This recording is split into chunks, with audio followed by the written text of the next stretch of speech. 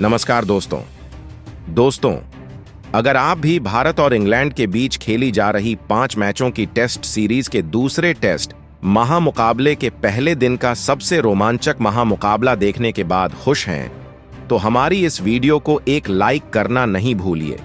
आज के हमारी इस वीडियो का लाइक टारगेट सिर्फ 500 लाइक है, तो दिल से एक लाइक जरूर कीजिए।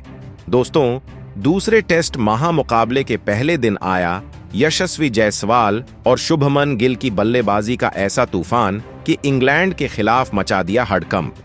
फिर इंग्लैंड की वापसी ने उड़ा दिए भारतीय टीम के होश, मगर फिर अंत में ऋषभ पंत और रविंद्र जडेजा ने भी कमाल की बल्लेबाजी करके इंग्लैंड को बैकफुट पर धकेल दिया और पहले ही दिन इंग्लैंड के खिलाफ भारत की जीत कर दी तय। जी हां दोस्तों, बिल्कुल सही सुन रहे हैं। भारत और इंग्लैंड के बीच खेले जा रहे दूसरा टेस्ट महामुकाबला की शुरुआत हुई तो किस तरीके से पूरे महामुकाबले का पहले दिन का रोमांच देखा गया, पूरा हाईलाइट हम आपको आगे दिखा रहे हैं, तो वीडियो को अंत तक जरूर देखिएगा। जी हां दोस्तों, जहां आपको बता दें, भारतीय टीम इस समय इंग्लैंड दौरे पर है और 5 मैचों की टेस्ट सीरीज खेली जा रही है।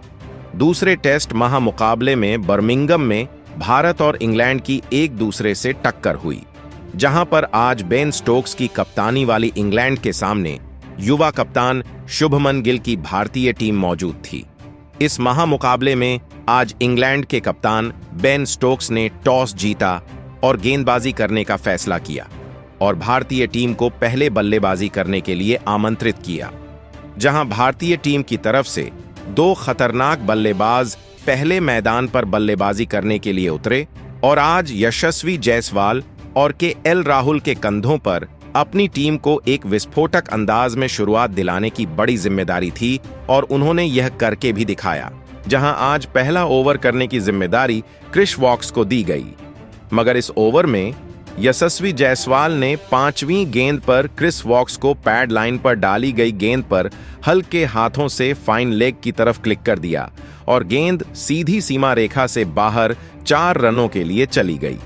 बेहतरीन चौके के साथ आज भारतीय टीम ने अपना खाता खोला और पहले ओवर में सिर्फ 4 रन बने। इसके बाद जायसवाल और केएल राहुल ने अपनी टीम को संभालना शुरू किया, जहां पर पारी का जब चौथा ओवर लेकर ब्राइडन कार्स आते हैं तो जायसवाल का तूफान यहां भी देखने को मिलता है, जहां दूसरी गेंद पर पूरी तरीके से लीन करते हुए पॉइंट की ओर उन्हें ड्राइव किया और गेंद जो 4 रनों के लोए भेज दिया और 4 ओवर में टीम ने 9 रन पूरे कर लिए। दोस्तों, फिर पारी के 6वें ओवर में तो ब्राइडन कार्स आए तो जायसवाल ने उन्हें भी टारगेट किया। चौथी फुल लेंथ की गेंद को जायसवाल कवर्स की ओर ड्राइव करके चौके के लिए भेज देते हैं। दोस्तों, जायसवाल जिस तरीके के विस्फोटक बल्लेबाजी के लिए जाने जाते हैं, इस टेस्ट में वह करते हुए नजर आ रहे थे, मगर दूसरी तरफ लोकेश राहुल के बल्ले से कोई रन नहीं निकल रहे थे।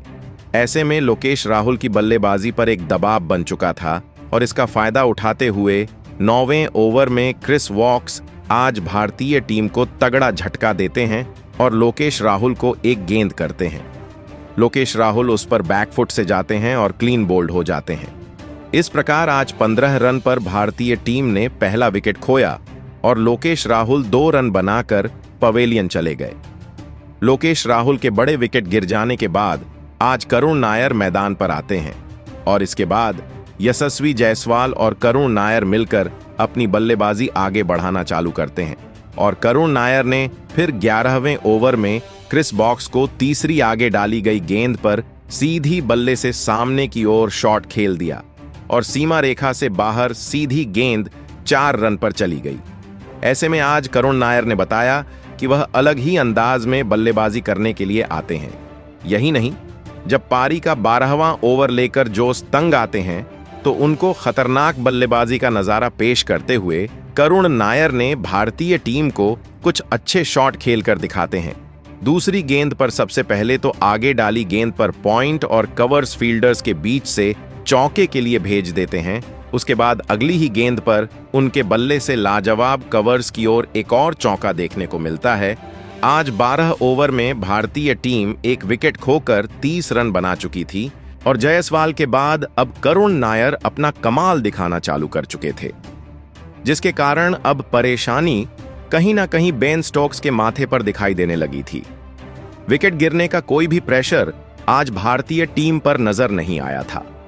13वें ओवर में क्रिस बॉक्स को एक बार फिर से करुण नायर कमाल का अंदाज दिखाते हैं और दूसरी गेंद पर कवर्स की ओर गैप की तरफ एक बाउंड्री ड्राइव करके लगा देते हैं। अब इन दोनों के बीच में एक बेहतरीन साझेदारी पनप रही थी और जहां बेन स्टोक्स को 15वें ओवर में करुण नायर दूसरी पैड लाइन पर डाली गई गेंद पर मिड विकेट की तरफ फ्लिक करके एक चौका लगा देते हैं।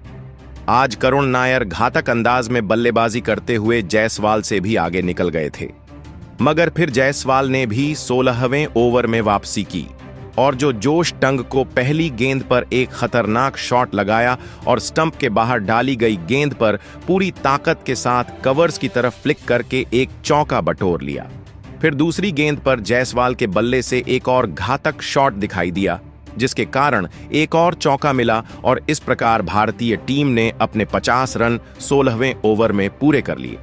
फिर अंतिम गेंद पर जोश टंग को यशस्वी जायसवाल एक शानदार प्लेसमेंट करके थर्ड मैन की ओर गाइड करके चौका लगा देते हैं और 16 ओवर में एक विकेट खोकर टीम 57 रन शानदार बना चुकी थी।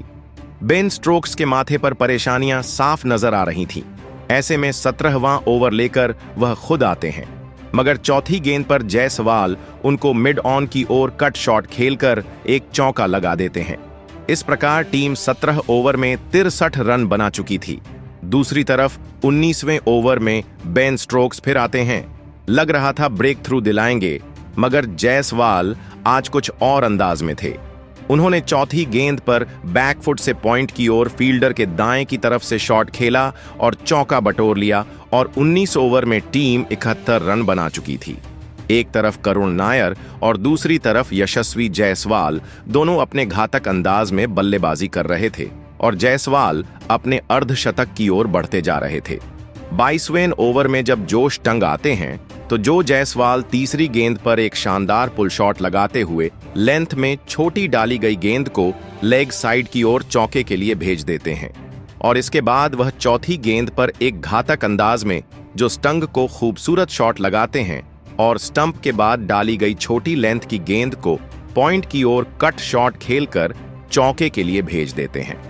इसके साथ ही आज यशस्वी जायसवाल ने इस महामुकाबले में अपना एक बेहतरीन अर्धशतक महज 59 गेंदों में पूरा करके घातक अंदाज दिखा दिया था।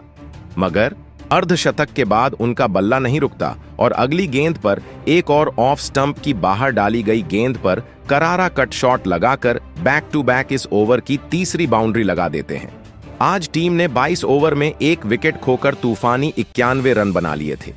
दूसरी तरफ अब करुण नायर का बल्ला भी चलना बाकी था, मगर अब इन दोनों के बीच में 80 रनों की बेहतरीन साझेदारी हो जाती है और पारी का 24वां ओवर लेकर ब्राइडन कार्स आते हैं तो करुण नायर को वह तीसरी गेंद पर हैरी ब्रुक के हाथों कैच आउट करा देते हैं और आज करुण नायर 31 रनों की एक विस्फोटक पारी खेलकर आउट हो गए और 95 रन पर दूसरा बड़ा झटका भारतीय टीम को लगता है। एक तरफ यशस्वी जायसवाल जमे हुए थे और दूसरी तरफ शुभमन गिल अब बल्लेबाजी करने के लिए मैदान पर आते हैं और इन दोनों के बीच में एक बेहतरीन साझेदारी पनपने की सभी को उम्मीद दिखाई दे रही थी। जिस तरीके से आज यशस्वी जायसवाल ने शुरुआत करके दिखाई थी वह कमाल था। लंच ब्रेक होने तक 25 ओवर में भारतीय टीम ने 2 विकेट खोकर 98 रन बना लिए थे और जायसवाल कमाल का अर्धशतक जमाकर मैदान पर मौजूद थे। इसके बाद जब 26वां ओवर लेकर ब्राइडन कार्स आते हैं तो जायसवाल लंच ब्रेक के बाद एक बेहतरीन शॉट लगाकर 5वीं गेंद पर क्रीज के अंदर से चौके के लिए गेंद को भेज देते हैं और आज अपने शतक की ओर बढ़ने लगे थे। दूसरी तरफ शुरुआत में शुभमन गिल आकर अपना संभल कर बल्लेबाजी करते हैं और ज्यादातर स्ट्राइक वह यशस्वी जायसवाल को देते हुए नजर आते हैं। कप्तान शुभमन गिल आज जिस तरीके से संभल कर बल्लेबाजी कर रहे थे वह कहीं ना कहीं दिखा रहा था कि वह अपने 2 विकेट गिर जाने के बाद टीम को संभालने के लिए आए हैं। पारी के 33वें ओवर में फिर यहां से शुभमन गिल अपना बल्ला चलाना शुरू करते हैं। पहली गेंद पर वह एक खतरनाक थर्ड मैन की तरफ एक गाइड करके शॉट लगा देते हैं। स्लिप फील्डर के काफी दूर से चौके के लिए गेंद चली जाती है। चौथी गेंद पर क्रिस बॉक्स को फिर से टारगेट करते हुए गली फील्डर के साइड से गेंद को चौके के लिए भेज देते हैं। इस प्रकार 33 ओवर में टीम 126 रन 2 विकेट खोकर बना चुकी थी और बेहतरीन आज शुभमन गिल बल्लेबाजी करते हुए नजर आ रहे थे। दूसरी तरफ यशस्वी जायसवाल भी अपना घातक अंदाज दिखाते हुए अपने शतक की ओर बढ़ते जा रहे थे।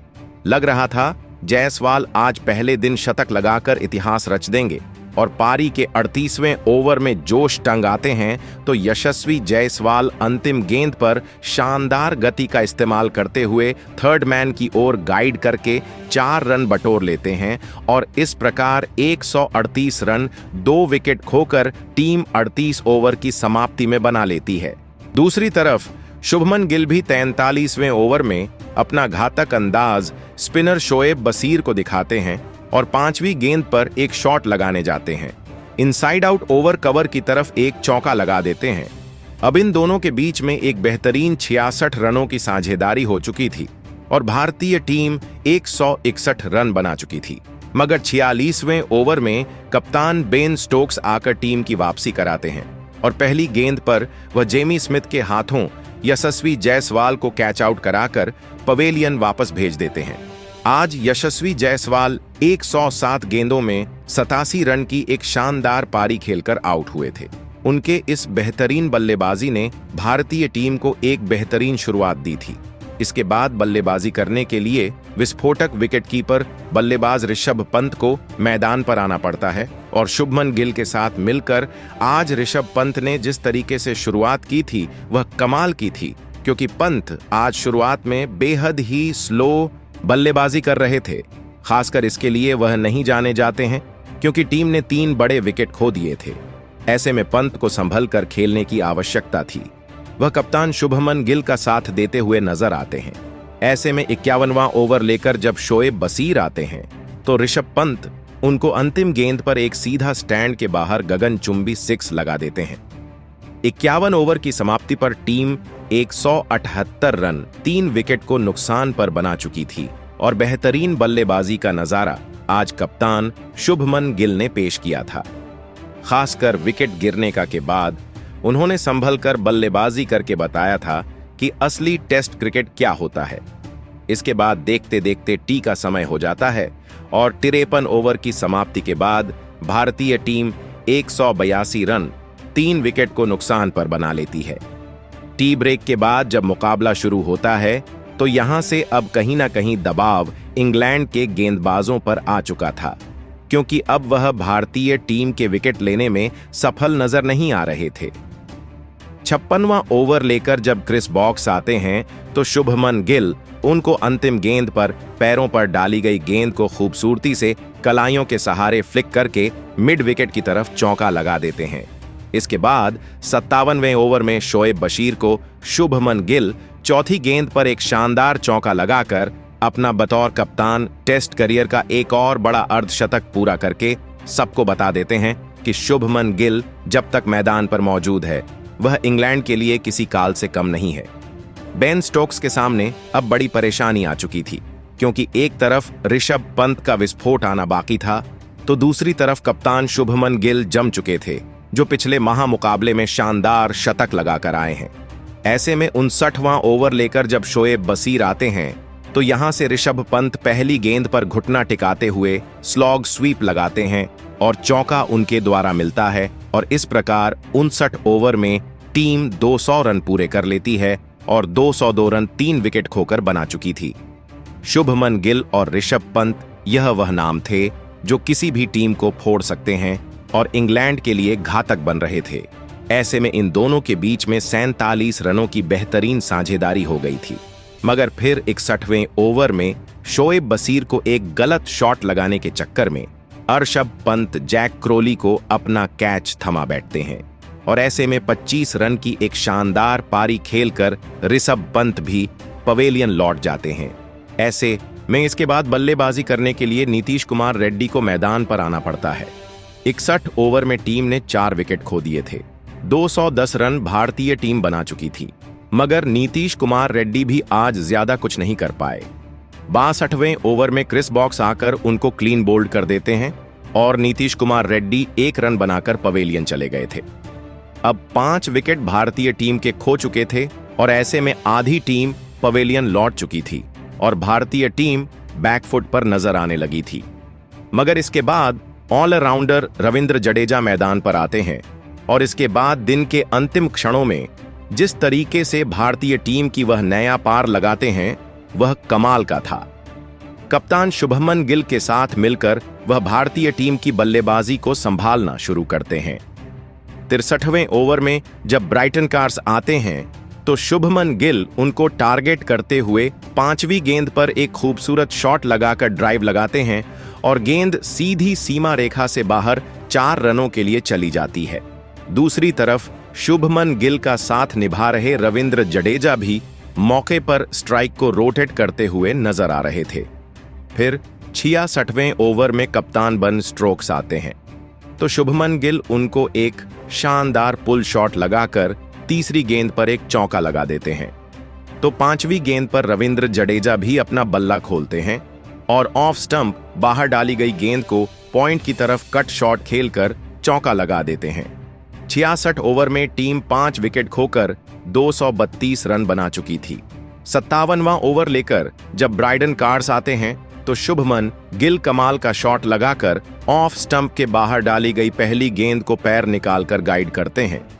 सीमा रेखा से बाहर 4 रन के लिए गेंद चली जाती है और शुभमन गिल अपने शतक की तरफ बढ़ रहे थे। दूसरी तरफ रविंद्र जडेजा भी अब मैदान पर अपनी आंखें जमाते जा रहे थे। इन दोनों की बल्लेबाजी ने आज इंग्लैंड को 5 विकेट लेने के बावजूद भी बैकफुट पर धकेल कर रख दिया था और पहले दिन का बल्लेबाजी पूरी भारतीय टीम के पक्ष में डाल दी थी। फिर 73वें ओवर में शोएब बशीर आते हैं तो रविंद्र जडेजा मौके का फायदा उठाकर पहले 5वीं गेंद पर एक इनफील्ड के ऊपर से लॉफ्ट करते हुए चौका लगा देते हैं और टीम आज 73 ओवर में 258 रन 5 विकेट खोकर बना चुकी थी। भले ही भारतीय टीम ने 5 विकेट खो दिए थे मगर पहले दिन 250 का आंकड़ा पार करना अपने आप में एक गजब की बात होती है और आज असली बेजवाबल का अंदाज भारतीय टीम ने इंग्लैंड को दिखाया था।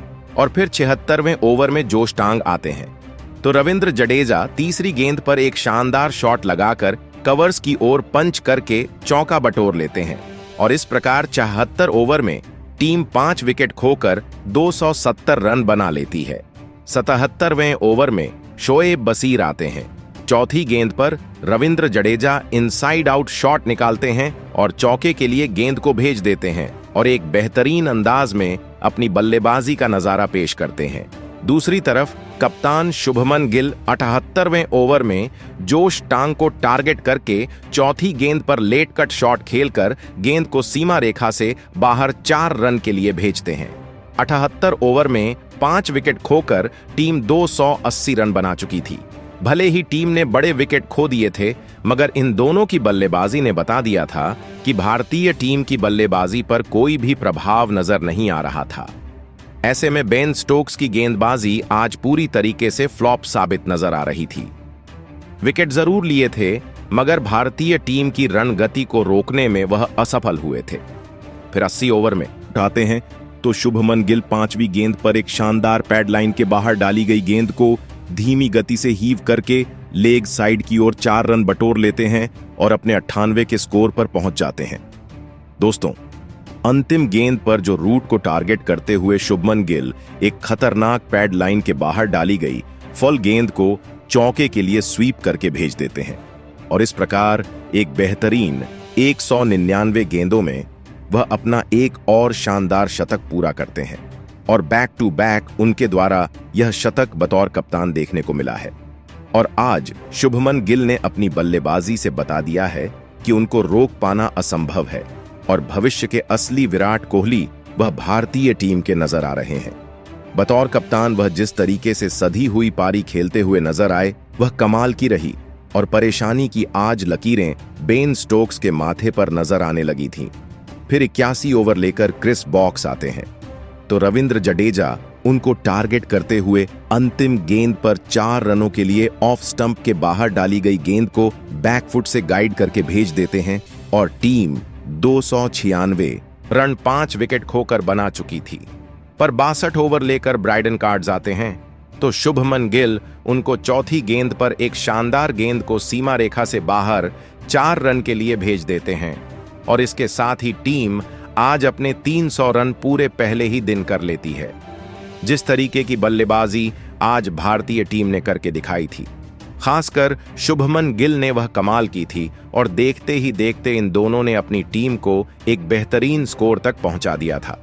पहले दिन का खेल समाप्त होता, ऐसे में 85 ओवर समाप्त होने तक 5 विकेट खोकर टीम 310 रन स्कोर बोर्ड पर लगा चुकी है और कमाल की बल्लेबाजी का नजारा पेश आज भारतीय बल्लेबाजी ने किया है, जहां पर शुभमन गिल ने 216 गेंदों में नाबाद 114 रन बनाए हैं, जबकि रविंद्र जडेजा ने भी 67 गेंदों में 41 रन की बेहतरीन नाबाद पारी खेली है और अभी भारतीय टीम जमी हुई है।